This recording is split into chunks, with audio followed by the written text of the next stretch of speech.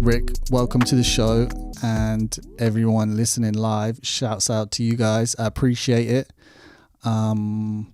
This is where I would usually be able to pause and cut and edit, and I'm running out of shit to say. So let's just get straight into it. So usually, Rick, what I'll do, and you know this because we've already like prepped for it, but I usually get people to talk about their journey to whatever it is they're doing. So for you as a DP, so how you got into filmmaking in general and to where you're at now with the SASC accreditation, and then also just getting repped over here, because that's like probably like the latest thing, right, for you career wise, in terms of like a little step. Yeah, and I haven't really spoken about that yet, so it'll be cool to talk about it on here. And yeah, man. We have the mutual, and we have a shared agent. Shared agent as well. Yeah. Fucking Hollywood ass shit right there. Although I fucking just get signed and then the world shuts down, so I know. Don't worry, you and I the whole industry. So yeah. it's maybe we should talk about it. Just also what's the time we're recording this is in like the middle of a pandemic, which is maybe a bit scary. We can talk about that later if you want to. Yeah, we can definitely go there. So yeah, tell me about your journey from cool. How you first got into the industry, or just first started filmmaking, and then to where you're at right now. Yeah. So well, thanks for having me, dude. I mean, I'm so glad we're finally doing this, which is cool. Man, I'm excited. After high school, I didn't really know what I wanted to do. And I used to play in bands. I played drums for most of my life. Like from the age of 13 to 14, I started playing drums. And I didn't know what I wanted to do after high school, after I finished school. So I did a year of sound engineering, which I should be better at setting up all this stuff, but I'm not really. But anyway, I did a year of sound engineering. And one of our projects was to, I treated that as my gap year. Like in South Africa, we treat it as like a bit of a gap year. People go across like abroad and go and like study or go and like bartend or whatever. So I treated a 1 year thing as like my year off to find what I want to do. Mm-hmm. And while I was doing that, we had to manage a band, and we had to make a music video for a band. And I ended up shooting a really cool music video for a band. And my lecturer at the time was like, "Did you make this?" And I was like, "Yeah." He's like, "Dude, it's really cool. You should actually go and study this properly and go like get into TV and film." And I was like, at the time, I was like, "Can you actually do that?" Like, I didn't know you could actually like study TV and film. So I eventually like got into that, and I went to the University of Johannesburg, and I did like a BA in TV and film, audiovisual. But it's like a very much like a base, like public university-based degree. Like you don't get to specialize in cinematography. You don't get to specialize in anything. You just kind of do everything. So you direct, you edit, you kind of like learn how to like shoot as well. But at the time we didn't have the best gear. We didn't shoot HD ever. We didn't get to shoot film, like nothing precious. But it was cool. It taught me so much, and I'm not trying to shit on that on university. I loved it. Like my lecturers were amazing, and I had 2 female lecturers which like changed my life, and they were both amazing. And that's kind of how I got into it. And then like after I graduated, I was like, I did pretty well at university. I was like top student, and just found something I was really like had a knack for and kind of quite like naturally good at. I don't know how it happened. Just I was fortunate to find something like that. How long ago is this? How old are you at this point? In 2008, 2009. I think I graduated in 2010. I started working in 2010. So it's a while now. Were you able to live off it? But you didn't go straight into DPing though, did you? No way. So you're like shooting. So you're like a filmmaker, right? Like shooting, cutting, directing. Yeah, totally, dude. It was so weird. Like, once again, I was just really good at. I was really good at editing more so than shooting, and I think it's because we never really had the best tech. We never really had good cameras in university. Sadly, we were shooting on cameras that shot SD, like standard definition.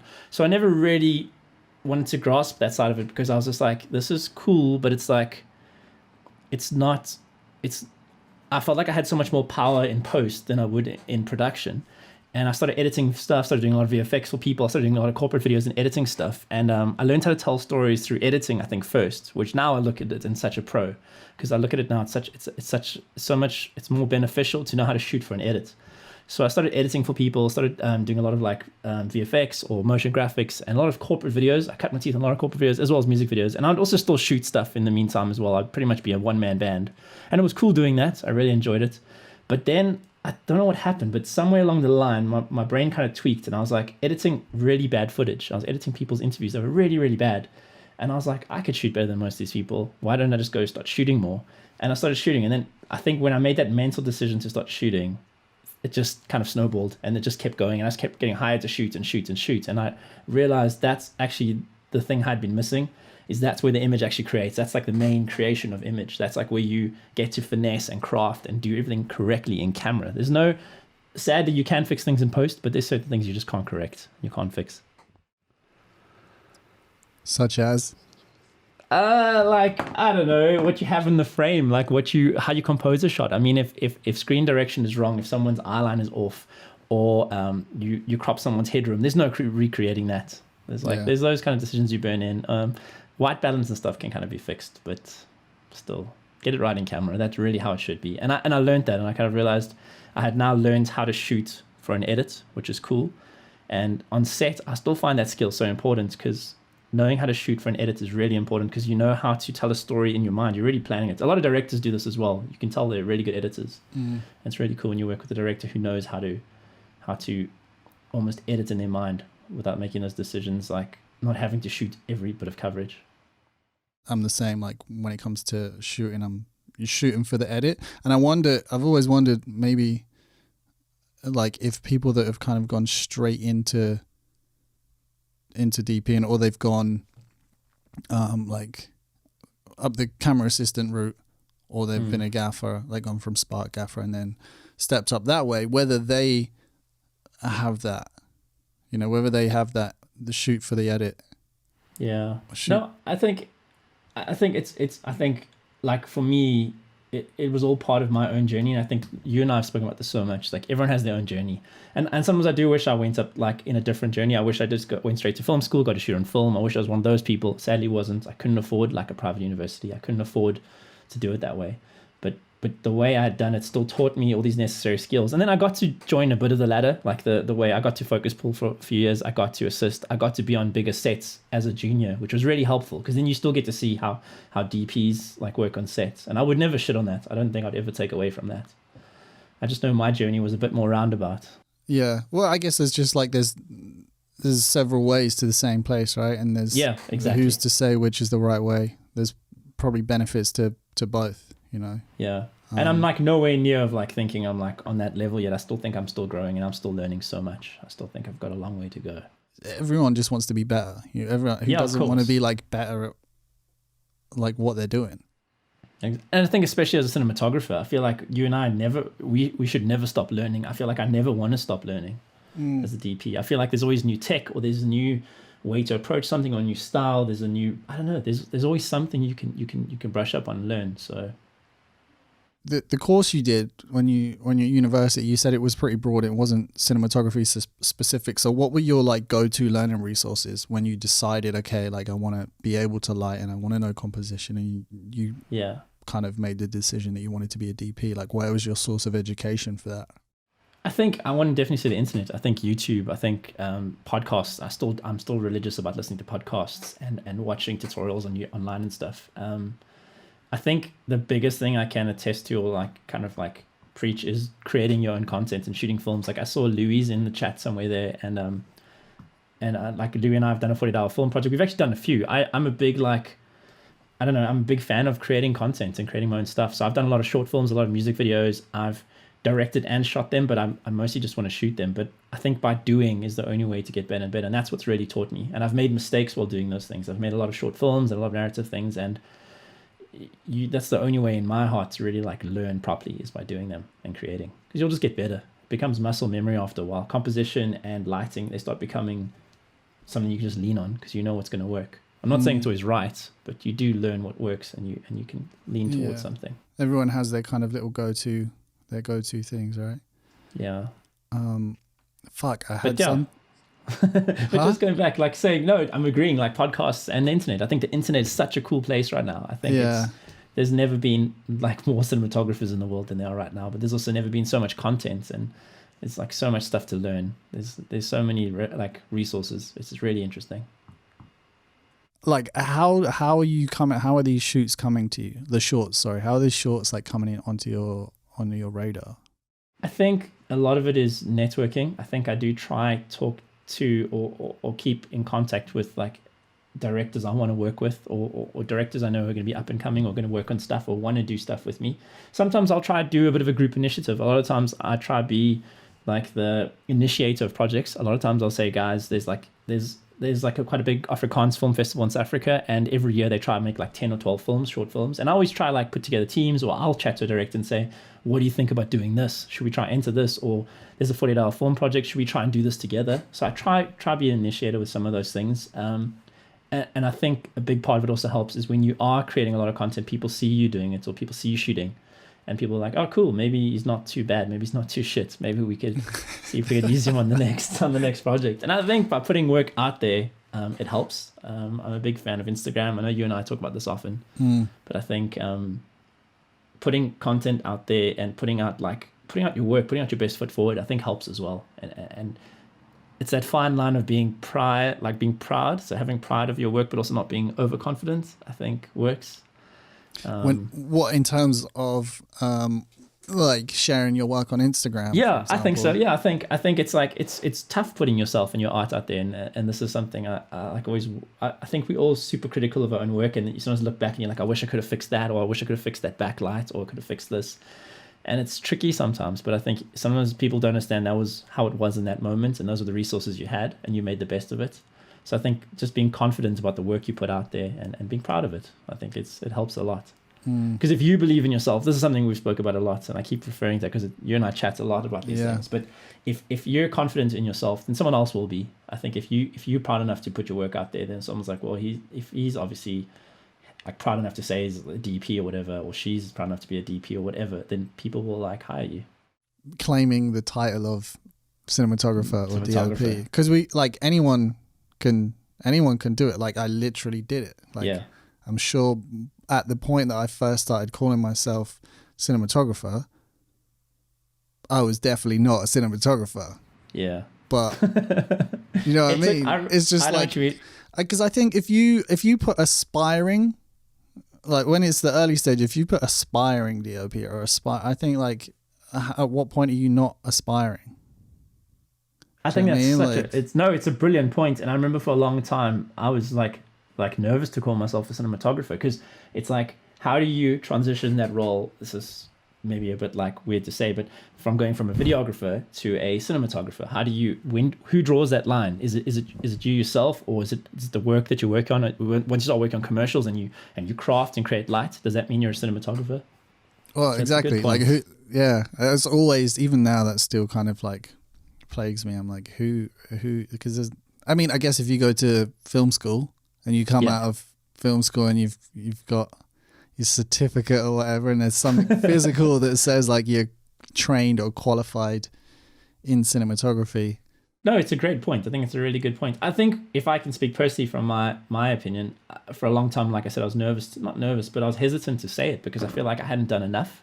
I was like, when had I done enough, or when was I proud of stuff? And then I think I started looking at my work and I started feeling proud, and I started looking at stuff and I was like, that actually doesn't look too bad, and it's looking pretty good, and things started taking shape. And after a while you start looking at your work and you're like, I know what I'm doing, and I think I can get through a day. I can make a 10-hour day on set. I do a lot of commercials, and those pay the bills, and I do a lot of narrative, and I do a lot of music videos, so it's quite diverse and I wear different hats. But I started looking at my stuff and saying, I'm slowly finding my style and slowly becoming the best version of myself. So I guess like I have grown. I definitely would say I know how to somewhat light a scene and somewhat know how to do something. So I think it did take a while. For me, it did definitely, but maybe it's because I'm a 5D generation. I don't know. I'm a little bit. I think cameras like that changed the way I saw things. I don't know. That like was that a big change for you? So if you when you were studying, what were you using, like fucking DV cams or something? Yeah, dude, definitely. We're using mini DV. We were using like PD170s and like PD250s and all these like weird old little cameras with the smallest little sensors. And like to get depth of field, you would have to run all the way down there and zoom into a shot to get like some form of shallow depth of field. And like you learned how to do it, but it wasn't beautiful. And then I remember when the 5D came out, and I remember like one of my friends had bought it and we used it on a project, and I was like, dude, this is like all the stuff I'd always learned about.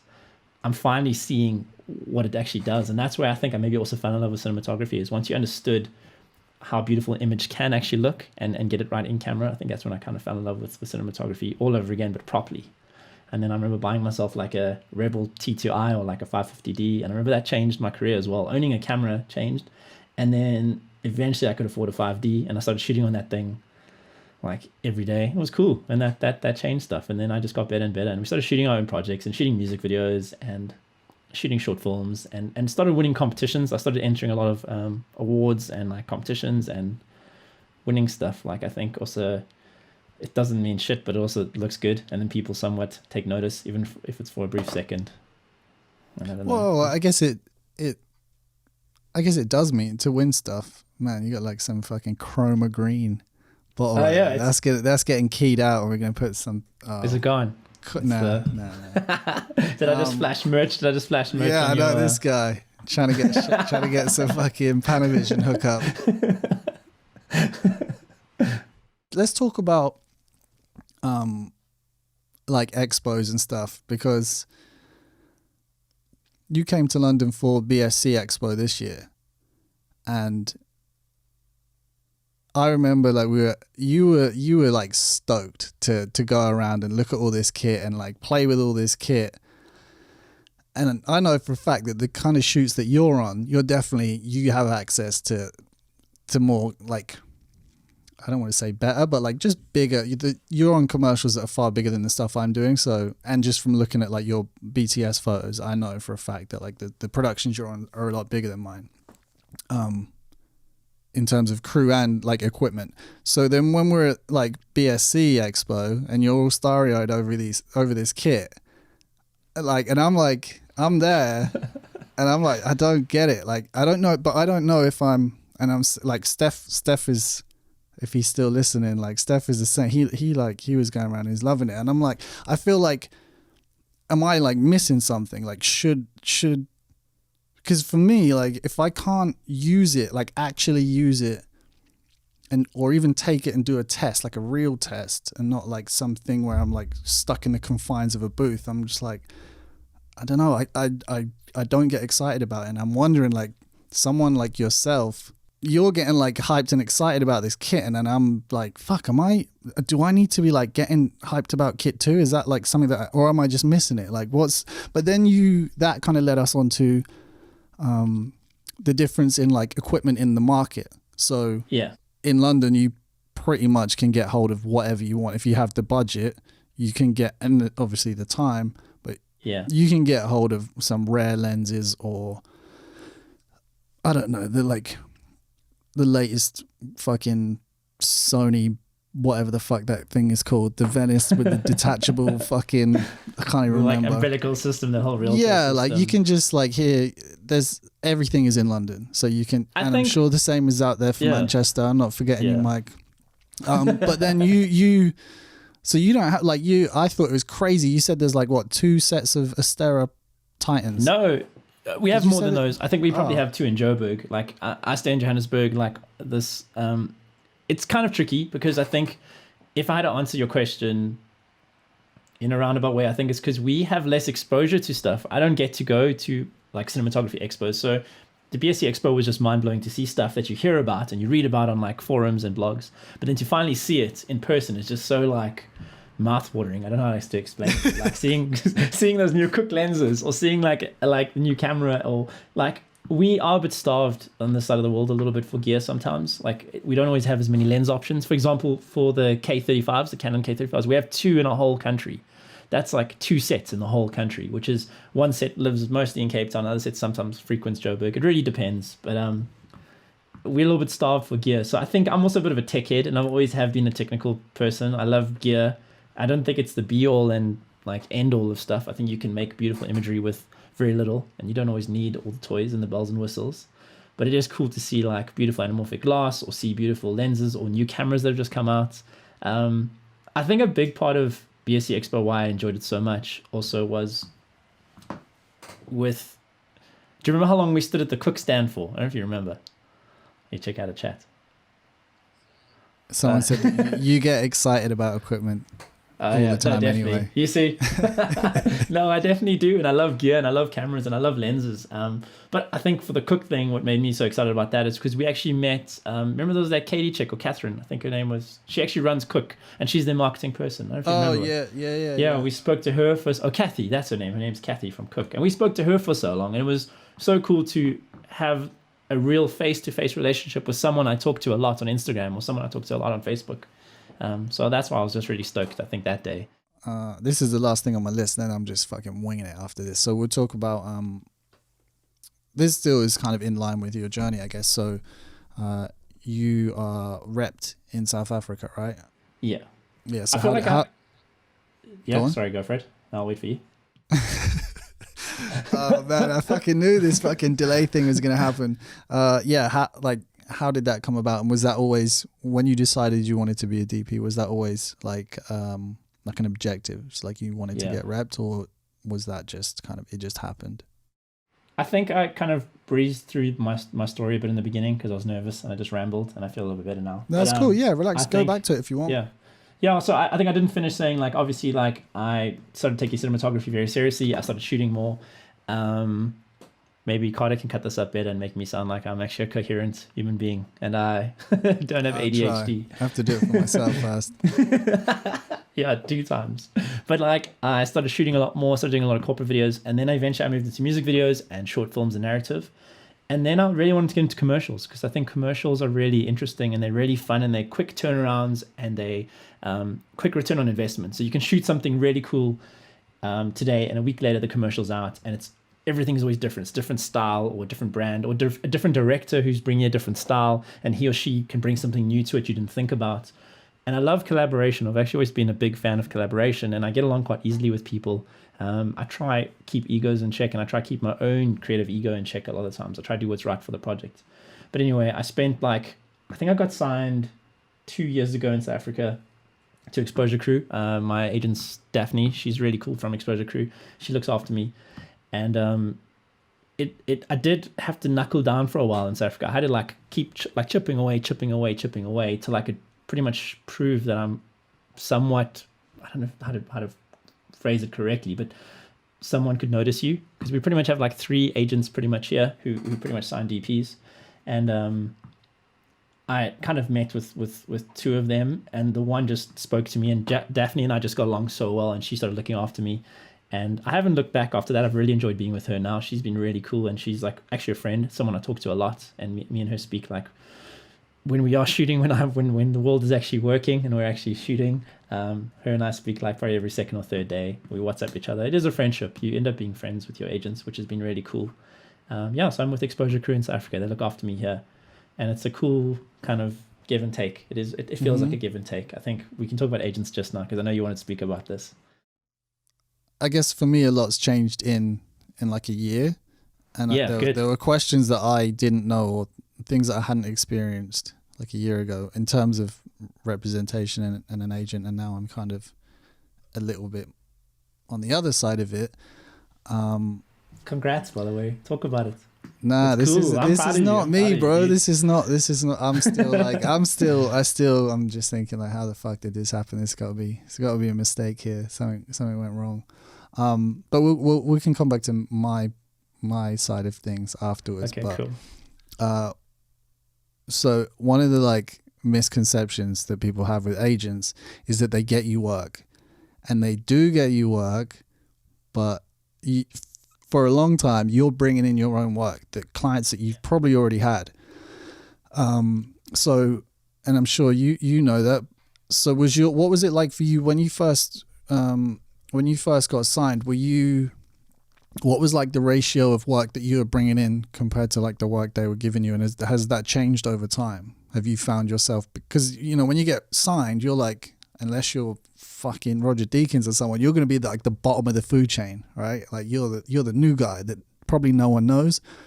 So then why would someone just start giving you all the work over these people that are established and the agent knows that they make their money? What was your experience with that? Yeah, dude. I think 100%. I think when you first sign, they do kind of give you having an agent does kind of give you a badge of approval. I did kind of find that. I found having someone in my corner gave me they kind of verify you. I know it sounds terrible to say that, but it does help a little bit. It does help somewhat, because people are like, okay, cool, maybe we can take him or her a bit seriously, like a bit more seriously now. And that's what I experienced in South Africa. So we can talk about the UK next after this. But in South Africa, I definitely experienced that. I felt like companies who had never maybe taken me seriously, even if they knew who I was, they hadn't taken me so seriously, production companies. And then as soon as I got signed, I felt like people took me a little bit more seriously. And then the ratio, I think I was bringing in a lot of work at first. I was bringing in about like 80% of the jobs. And now I would say it's about a good 50-50. And that's, I think people assume, or DOPs assume, that once you have an agent, you're like golden. I totally agree, you're not. I think you could still have an agent and sit at home every day. I think it's about you being responsible for still maintaining those relationships and growing new relationships and trying to also create like new work somehow. I think it's by meeting with people, having coffee dates with directors. I think those things are important. I guess the go-to way, and we've all done it and probably still do it, like reaching out to a director on Instagram or wherever and be like, hey, your work's sick, like let's go for. I feel like now I've done that so many times that I can't do it. Like I mean, I try to always, if I do reach out to someone, it's like got to be someone that I really like, I do fuck with their work. And like I wouldn't be trying to get in there just because they look busy or they're doing cool shit. But how, I don't know, how do you feel about that? Has your stance on doing that changed, or are you still just like plowing through trying to make connections that way? I think I've given up on trying to. I've done that before as well. Like sometimes there are directors you can't help but reach out to because you're like, wow, that stuff's amazing. And I've let it become organic, which I think is becoming better. If there's a chance to meet someone and we really meet and have a coffee and we get along well, then I'm so happy to have that happen with directors. But I've also learned that some relationships can't be forced. And if you don't get along with someone, you just don't get along with them. If it's in a work-wise capacity. And I'm okay with that. I think there's always going to be people you get along with, and there's always people you're not going to get along with and you don't agree with. And that's also okay. So I don't want to force it. I mean, I'm also growing so much as a cinematographer and changing all the time. And so are directors, and everyone's just becoming who they want to be and find their voice. So I try not slide into DMs too much. I try not do that because I think it comes across as like snaky. We've spoken about this, and I think I try just be real. And if someone's work really resonates with me, I'll definitely tell them, wow, that was a beautiful piece, or I really loved what you did here. But I'm also not going to like blow smoke and just say, oh, that's really cool, just because I want to work with someone. I think I try to be honest. I've tried to learn that lesson. I've chatted with other DPs that are very busy doing very good work, and they've basically said that like that it's a fucking game. Like you play the game, you know what I mean? And they're just cutthroat. Like they'll DM anyone. They don't give a fuck. Yeah. But maybe like that, you know, that works for them. I'm not sure I could. But imagine a world of just everyone doing that. I think it's like it's just chaos. And stepping over each other to get to the top. Yeah, exactly. Like I mean, there's definitely people who are like that. I just don't want to be. I don't want to have to do it like that. I think I'd rather miss my turn and wait till the next time, and then work with a director who really wants to work with me, and not have to step on people to get there. I don't know. It's different. Everyone's on their own path, and everyone can do what they want to do. I can only do what I want to do. I can control how I want to be. We've had the conversation about it, like my experience last year with just like being super quiet with work, and then basically my mental health like falling apart. When I did have a lot of downtime last summer, I went on a mission. Like I already kind of told you about it, but maybe the people listening might want to hear about it.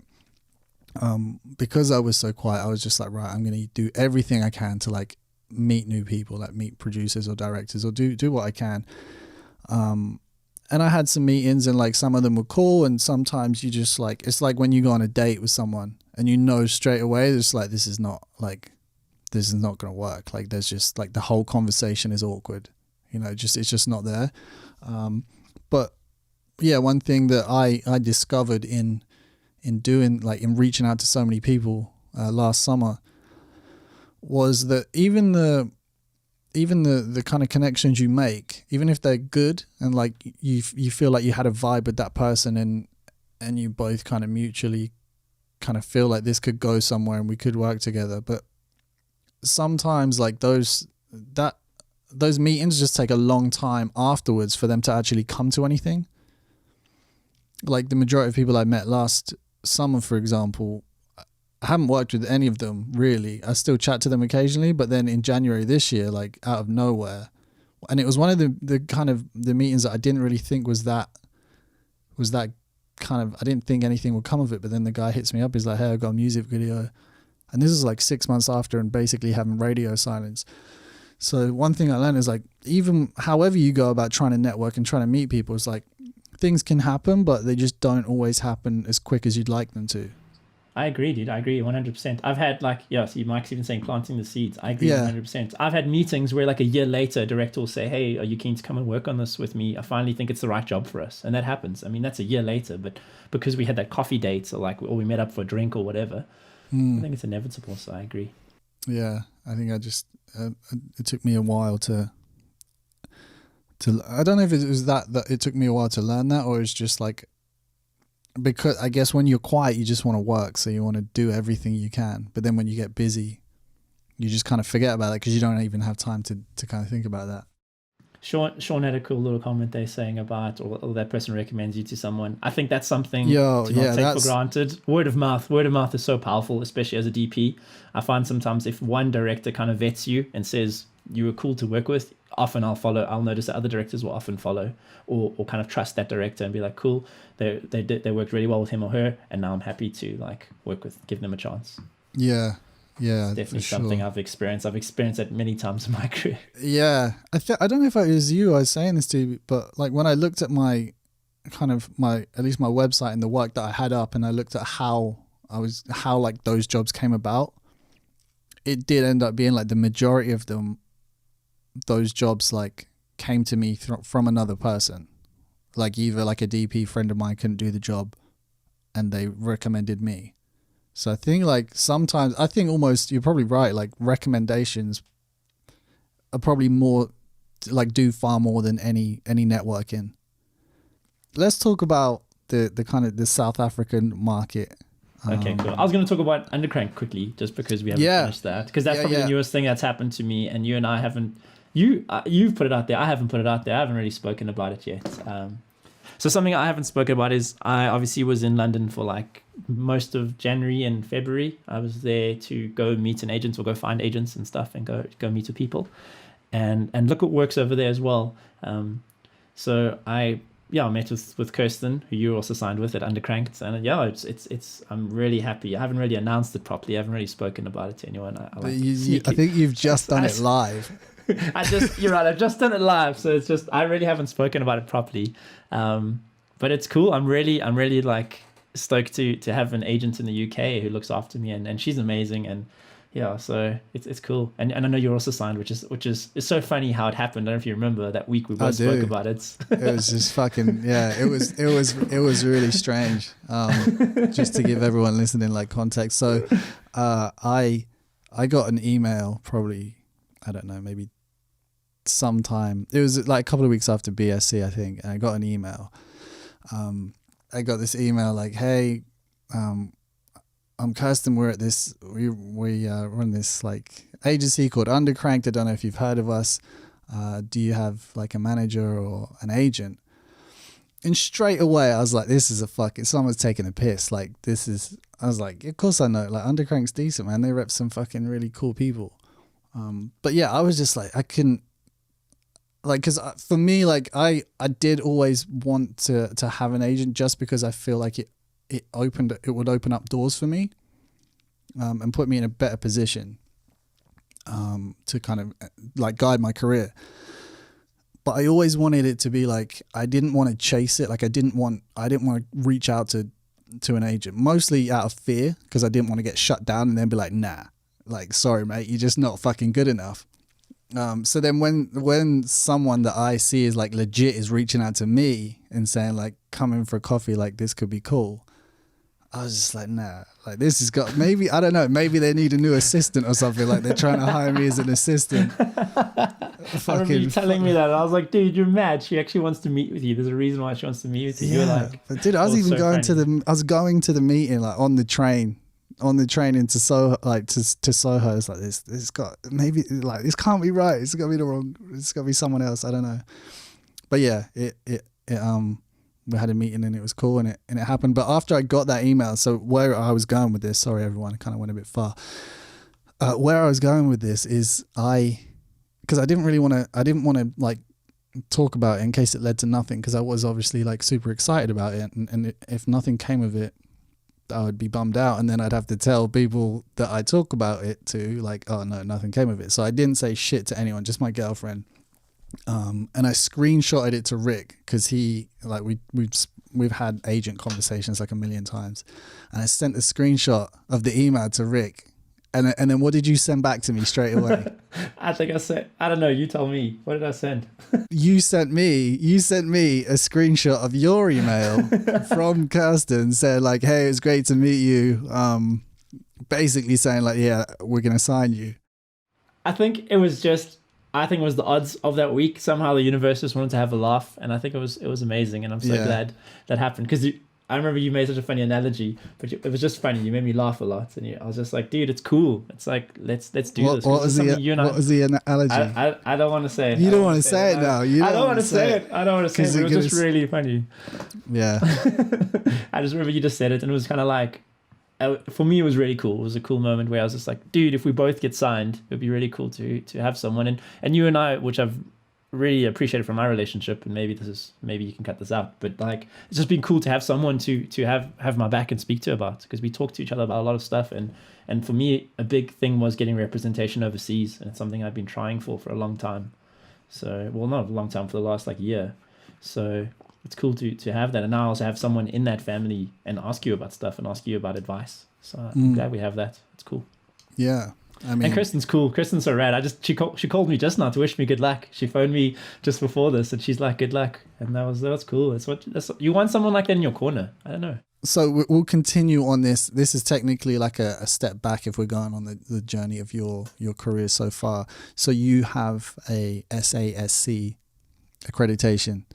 So talk to me about that. Tell me about how that happened, because I mean, I don't know. Over here in London, to get a BSc accreditation, BSc, I don't know BSc if there's anyone under fucking 35 or 40 that has that. I mean, there's a few younger people. There are some guys who I think, who we were talking about the other day, who shot Avenue 5. I think, was it? Evan. Yeah, he's 30. I think he's in his late 30s, but he definitely has it. He's amazing. His work is brilliant.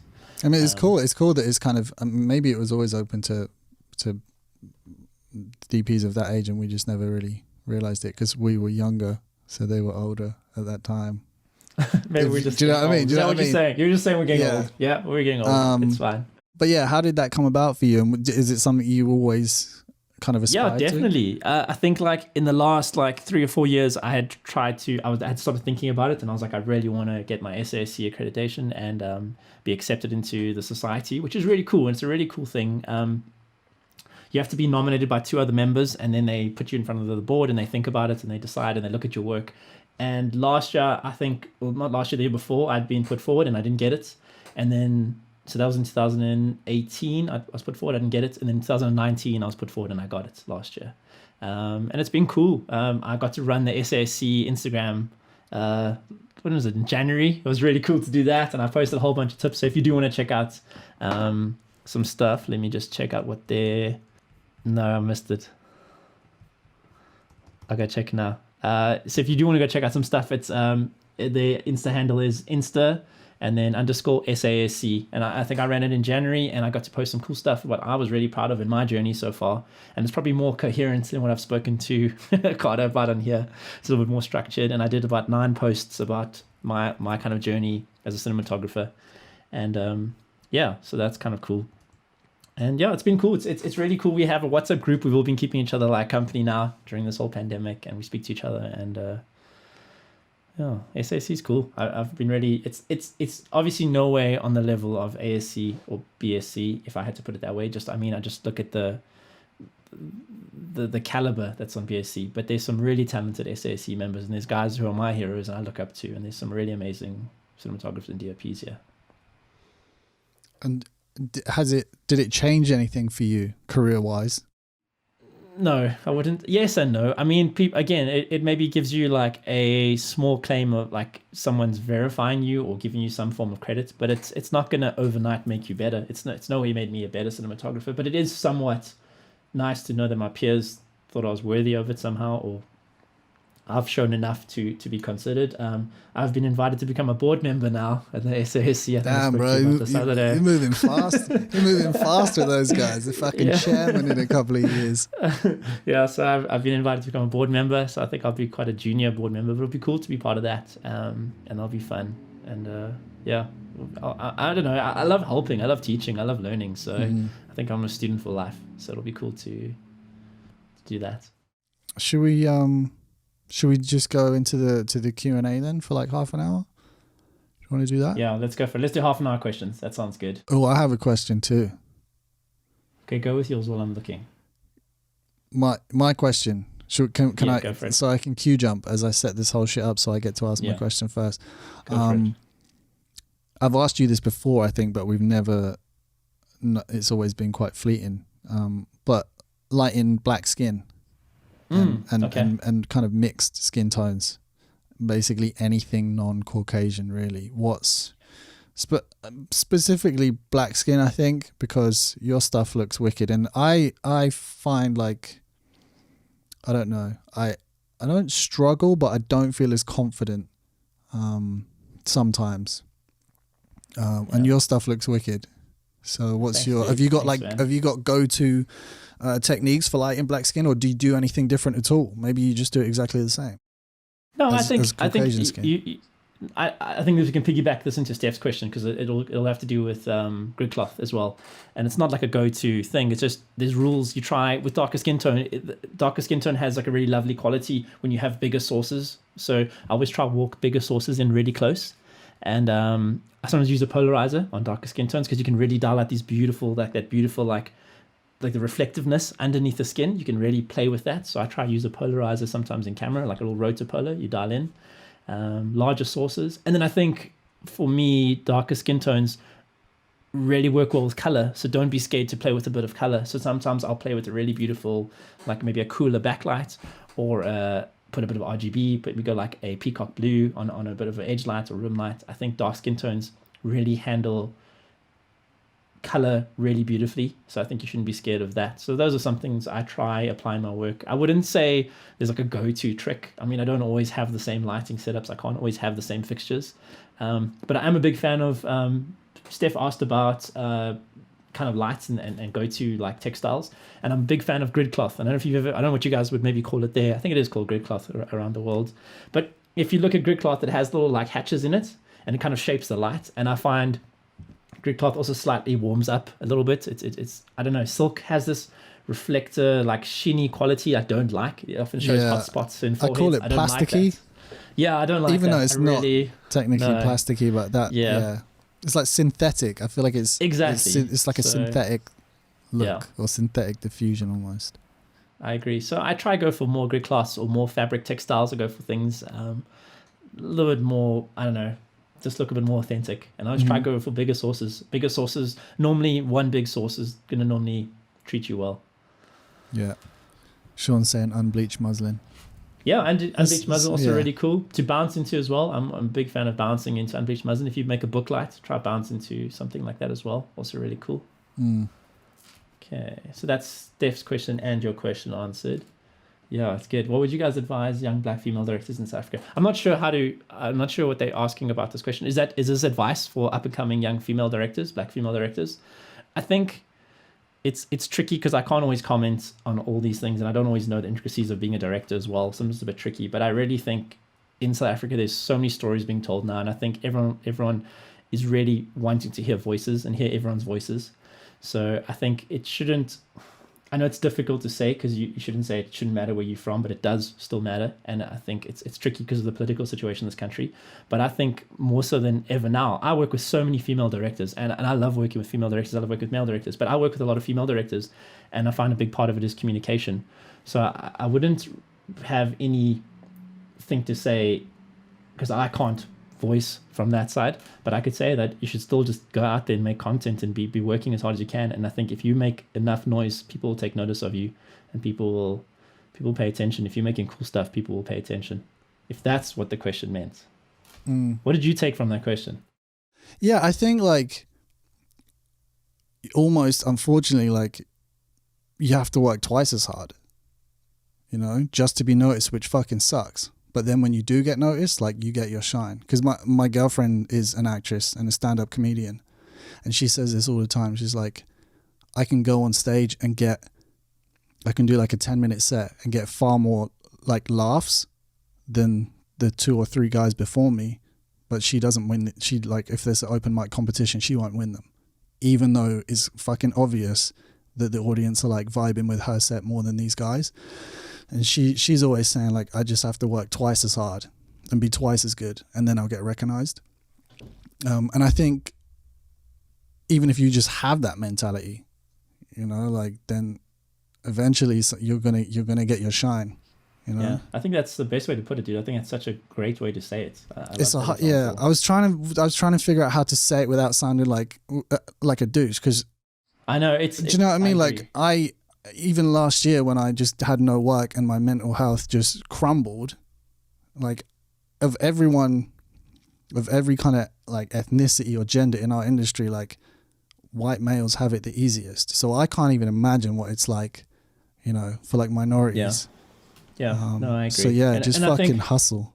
Yeah, I think hustle, but then also be happy on the pro side is the industry has changed, and I do think things have moved to the better. Like those dinosaurs are dying, and I'm happy about that. When I say dinosaurs, I mean those old school mentality. Old gatekeepers, yeah. Yeah, like those. Like I'm glad that those sets. I'm glad I'm not allowed. Like I'm not on those kind of sets anymore where you have people making sexist jokes or people being sexually harassed. Like it still happens on set. I'm not saying that doesn't, but sets are really mixed. I try to have female loaders in my camera team always, or I try to have a female focus puller. I try make it like try keep it mixed up, because it really needs to be, because I find that's the best way to handle it. I think it keeps the set safe, then everyone's there, and it gives everyone equal opportunity. So I always try to keep females in my camera team as well, and I think it works so well. And it shouldn't really be about male or female. It should just be about who's really good for the job. Well, yeah, same as with directors. Yeah, I think it's the same thing for directors as well. So as much as it is an uphill battle, like you're saying, it's a bit tricky to get your foot in the door.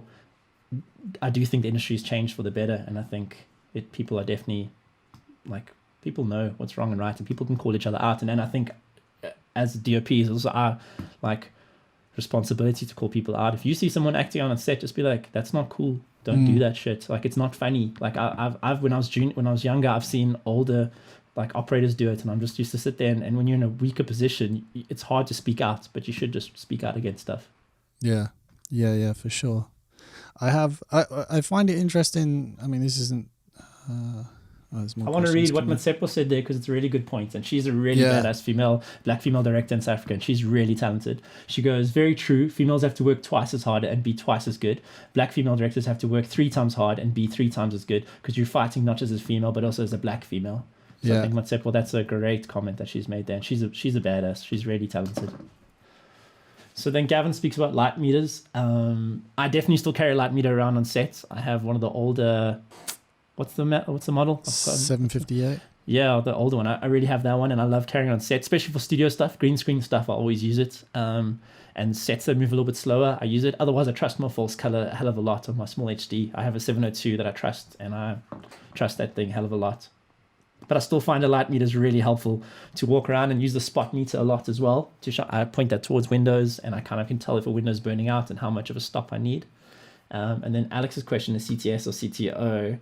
Definitely CTS. I think CTO looks really bad on digital cameras, and CTS just looks a lot better. So in my opinion, it gives you that more of that kind of, just takes the edge off and makes HMIs look a little bit better. Yeah, it's definitely a bit more subtle.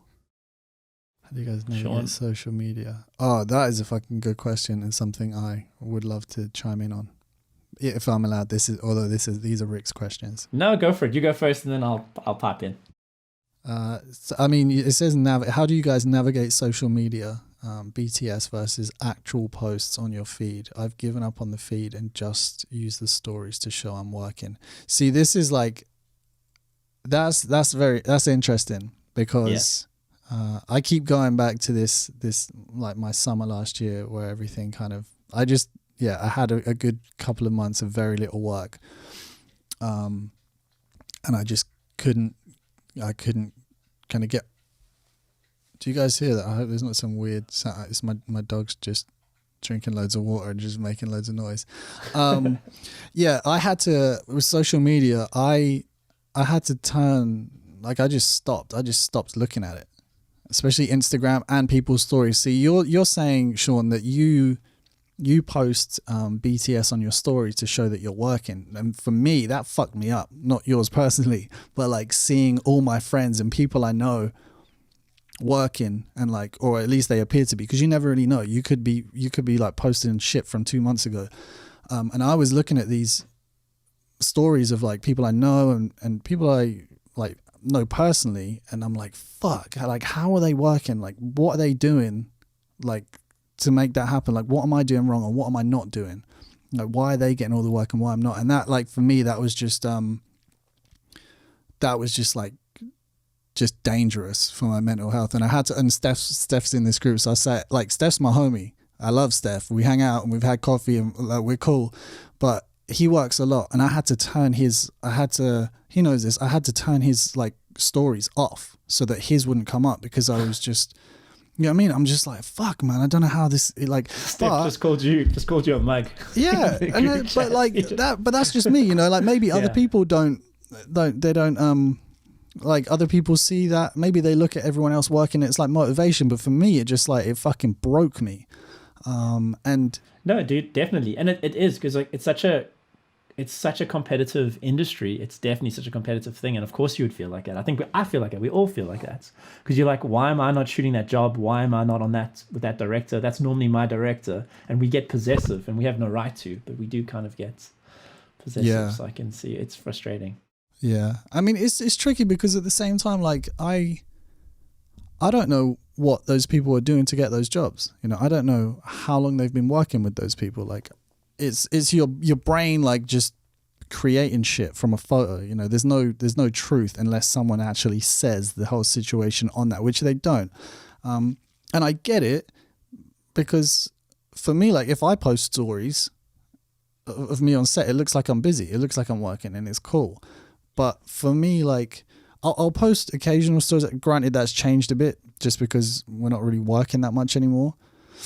One thing I've stopped doing is posting like kit photos. I know a lot of people, like, their whole Instagram is built on photos of fucking built out cameras or gimbals or whatever. But I just, like, I can't do that anymore, because like seeing that stuff, like, same as like on set stories, like I'm trying to do them. If I'm not sharing something in one way, like if I'm not explaining something, if it's maybe I'm on a story, I'm like, the last thing I think I posted of a story on set was when I was skating. I was like camera operating and skating at the same time, and that's something different, and that's why I posted that. But for me to just like basically flex, not saying that other people are, but for me, that's how I feel. It's like, this is me, I'm working and I'm showing off.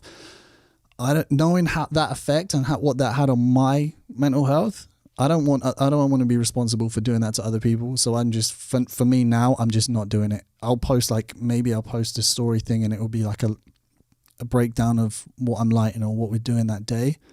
But yeah, I've totally changed that, my kind of social media, and I don't post pictures of cameras, because the same thing. It's like, if I'm not like helping someone, or I'm not giving them something in some way, if there's no value in it, then as far as I'm concerned, I feel like I'm just showing off, and that's not really like something I want to do. Yeah, that makes Sorry, sense. That was really long and sort of self-involved for a question that wasn't even at me.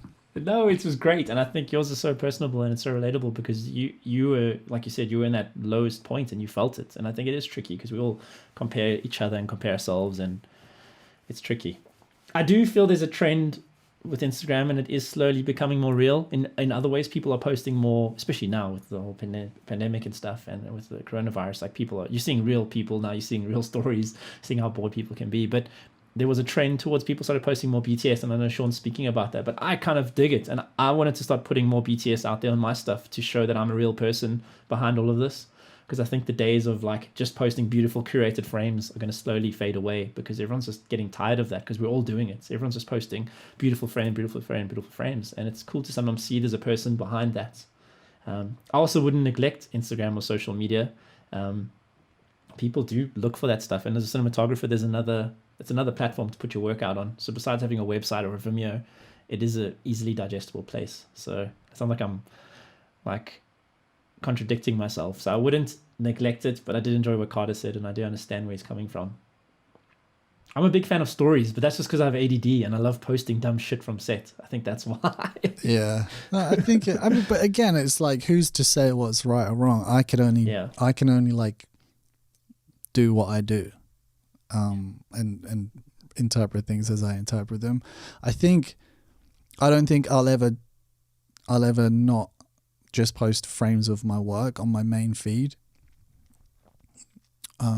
because like Steph's just saying right now, well, I don't know about visual CV of your life, but for me, because I don't put anything else on there really, there's not work, but like that front page that feed is like your work. So I don't want to have like a BTS photo as on my feed. I'd put that stuff in my stories and maybe a highlight story.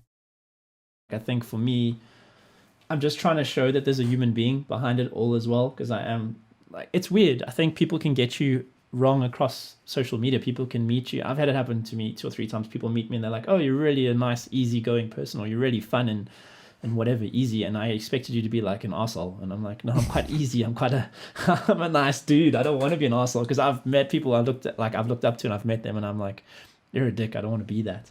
Well, you're not supposed to meet your heroes. Yeah, exactly. Don't meet your heroes, because I've seen like heroes throw stuff at people. But it's just, I don't know, it's just another platform, and I think we should use it. And I think, if I had to be honest, this week more than ever, just being in isolation and everyone being home, I've actually found Instagram so relatable and so nice. I've had conversations with people, like real conversations with people I've always wanted to, and I think it's just made everyone slow down. So I've had some really meaningful conversations, and with directors I wanted to work with, and I think now is still a good time to talk to people and reach out to people who've always been too busy, or maybe you've been too busy. I think I'm quite fortunate to have enough work when there was work around and we weren't all like locked down. But there are real relationships to be made out of those digital relationships that become real and become physical relationships, and I think it's another means to a way, and I think don't neglect it. I don't want to neglect it. I want to keep communicating with people. What's this last one? No. Read it out. Which one? Gonna sign off. No, so good. Well done. Which one? As a director, I love BTS. Yeah. Go for it. Okay, sorry, Masepo. As a director, I love BTS. Don't neglect it, because sometimes I personally, that's where I get as a director, or how to do a certain shot, or use it as inspiration as to how to shoot or tackle a certain commercial or scene. So technical BTS is the best thing for most directors, especially young directors, to learn. So I would encourage DOPs to post them. But that's interesting, because surely that's not the director's problem to be worrying about the technicalities of stuff. That's our job, right? Tell Matsepo that. But Matsepo's a super technical director. She likes understanding things, so then when she goes into a pitch, she's able to kind of explain that. Play. Well, yeah, it's really cool. She's taught me a lot lately. So her and I have been chatting about stuff, and she's been really teaching me. There's a lot of stuff we don't always understand that directors go through with agencies and stuff. So it's really cool to hear the other side of it. And as much as we sit here moaning about not working, can you imagine being a director after going for 3 or 4 pitches and not winning? No. I've had this conversation with some directors, and it must be so brutal. So I can only imagine. Yeah, I got so much love for directors, especially music video. Well, actually but music videos and commercial directors, just because that the whole pitching process, you're fucking working for free on every job, and you might not get that job. You know what I mean? Like, very rarely. I've heard of once, and that was actually quite recently, of a director being paid to write a treatment, and they get paid whether they got the job or not. But that doesn't happen. Do you know what I mean? So part of your job is working for free just to try and get a job. That's mad. I mean, probably DPs, we kind of do it. Like, I've gone and done camera tests on my own time. But yeah, fucking hell, directors got it tough. And especially like what's expected of them, I think, when there's no budget as well. Like what's expected of directors is just fucking ridiculous. And also like sometimes it creates this like chain of people calling in favors. So like you really want to work with the director and the director wants to make this video happen. So then you do them the job for a favor. But then you're now to try and make something happen. You're calling in favors. And then that person that you've called in a favor is probably trying to call in a favor, you know, just like, and I think that all stems from just directors being expected to deliver so much for so little. It's fucked up. Yeah, exactly, Steph. Every shoot is a favor. Unless you're on APA, then you're fucking flossing. What did Jared? Hey, Jared, what's up, dude? So Jared said, can you talk us through some of the filters you've used and any personal favorites, and why are they your favorites? I think I got you hooked on Hollywood, so I'll give you my secrets. Yeah, but there's a cool thing that I've noticed a lot of British DPs are doing is mixing filters. I've noticed a lot of guys are mixing like soft effects or like classic effects with a pro mist or a glamour, like what's that, glimmer glass. For me, I was a big fan of Hollywood Blackmagic's, Tiffin Black Pro Mists for a long time. And then I kind of fell out of love with them. And now I'm using Hollywood Blackmagic's, the Schneiders. And they're really lovely glass or filters. And I find they a bit of a hybrid filter. If you had to mix like a classic soft or a glimmer glass with a pro mist, it's pretty much what you would get. So they're a bit of a hybrid filter in essence. And I find they bloom highlights ever so slightly, but they also soften skin tones a hell of a lot. And I pretty much use them on a lot of commercials now. I'm trying to test out. Have you heard about Radiance filters? There's a new Radiance glass. I want to test these out. They've just come out. I want to test those out soon. And then what else do I enjoy? Yeah, that's pretty much it. Like I said, still pro mist when I do period pieces. And then with anamorphic, I try not to put too much in front of a lens. I'm a big fan of anamorphic glass, and I try not to put too many filters because I find anamorphic in essence is quite soft and quite like, it's really got enough character. You don't have to put much in front of the lens to add anything else. So that's it with filters. Was it just filters? Yeah, any favorites? Yeah. Right. Okay. All right. Is there more? Is there any more questions that we've missed? That's all the questions. I think. Damn, this has probably gone. bored people. Have I shot underwater before? That's from Alex. Man. Alex, I was actually meant to shoot. This is so weird, dude. I was meant to shoot underwater last week. Well, not last week, the week before. And then this is a scary. Cardiac, I tell a story about how I thought I had corona for a week. Yeah, go for it. As long as it's so like. Yeah, it's short. Yeah, it's quick. No, I didn't. Yeah, so that's short. So, dude, we were on a recce maybe 3 weeks back, and we got a message that our AD possibly had, our AD was possibly been exposed to COVID-19, and then the whole crew had to kind of go into lockdown for like a week. So that was quite a scary thing. But anyway, I was possibly meant to do an underwater shoot. And what I was going to do is we were going to put a camera in a underwater housing, which we couldn't afford. So we ended up getting a fish tank, and we're going to put the camera in a fish tank and go just below the surface of the water. Quick little trick, but I think many people know about this already. But I had to step off the shoot because I was possibly sick, or I'd been exposed to someone. But luckily that person tested negative. I also therefore didn't have to go for a test because I wasn't showing any symptoms. So that was pretty scary. That was a really scary week for me. So I've had a week of isolation prior to all this week of isolation, and I'm felt really good and I feel fine, but it was a scary week. But no, I haven't shot underwater, and he's done the fish tank trick too. Yeah, there we go. Okay, cool. Yeah, it's definitely sketchy, and you have to be super careful. We were actually going to put like, I don't know if you call them pool noodles. That's what we call them in South Africa. Mm-hmm. But like, we're going to use them underneath the tank just to make sure it never bobs below the surface. But Alex, I haven't done underwater stuff, and I don't think I'm good enough to do underwater stuff. I know my limits. It's like such a specialized finesse thing. That's a niche, isn't it? I think it's so niche. That's a lane. I would definitely cannot. I can't swim in that lane. Yeah. Yeah, I feel like those kind of things. I would just get an underwater DP for that. Yeah, for that job, or at least like an underwater operator. Yeah, because that is like. That's a lane. Just like everyone has their niche, but then if you're like the underwater guy or underwater girl, and that's all you do, then like how are we ever we're not gonna be able to. We don't have the skill, unless it's just a low key thing where the fish tank thing works. But I think if it's like a legit underwater setup, then it's probably better to bring a specialist on for that day. And they'll normally come with all the kits, and they'll probably come with the underwater housing, or they'll know where to. And if you are doing underwater properly, you'll have budget to get a proper underwater housing. Because like we in Johannesburg, there's not really a need for much underwater stuff. Whereas Alex, you're in Cape Town, you guys definitely shoot way more underwater stuff than us. And there's a lot of surfers down there, so those guys are really good at swimming already. So they bring that skill to the table, and then couple that with a good cinematographer or operator, they'll be able to nail that stuff. Oh, how are you approaching lighting underwater? Yeah, I feel like you would. If it depends on, for me. Well, this isn't my question, but please answer. Well, no, I think like lighting, because I don't know the actual amount, but there's like shooting through water. There's like a formula that tells you refraction. Of like how many stops of light the thing kills, and it's just like I just wouldn't. I just wouldn't. I don't know if I would really take it on. One, for fear of fucking it up, and the other fear would be if I did a good job, chances are 5 years time I'm a fucking underwater DP, and I don't want to do that. Like no disrespect to the underwater DPs, like that's sick, but it's not where I want to go. So Alex, if I could comment and you can hit me up after this, you can message me after this if you want to chat about this more, dude, because I think you might have a shoot coming up, or you were thinking of doing it.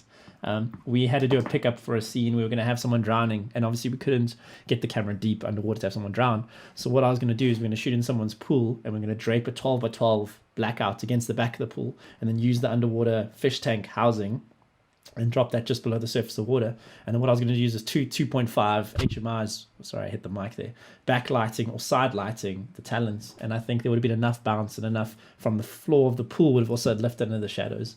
So that was my thinking. That's what I was going to do. So drop me a message, we can chat about it a bit more. Because I do agree, you're going to lose a stop or two because of the refraction level of the water.